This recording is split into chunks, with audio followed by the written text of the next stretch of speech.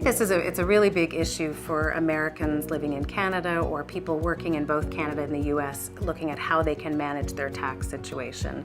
So the first thing you have to remember if you're an American citizen is that you have to file US taxes for the rest of your life, even if you're living outside of the country. So US taxes people on their citizenship, not their residency.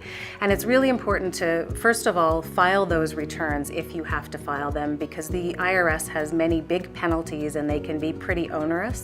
So just one example of that is if you haven't filed your foreign reporting disclosure forms for the IRS every year, there can be a penalty that's up to $10,000 per account to a maximum of $100,000 per year. So that's a pretty big penalty for not complying.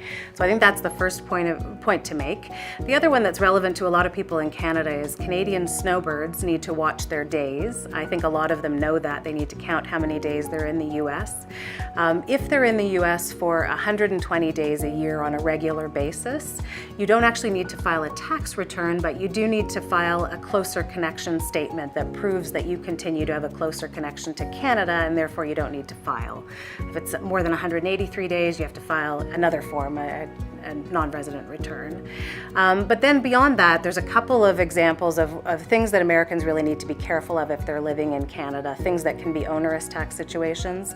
So number one, if you have Canadian mutual funds outside of your RSP, you can have some really negative tax implications, some extra filing, and maybe even having to pay tax on the mark-to-market on those accounts. So you need to be careful of that, better not to have them. Also, if you have Canadian holding companies, which can be standard planning in Canada, at least up to recent changes in the tax laws. If you have those can be onerous for US tax purposes as well, and there's some extra filings.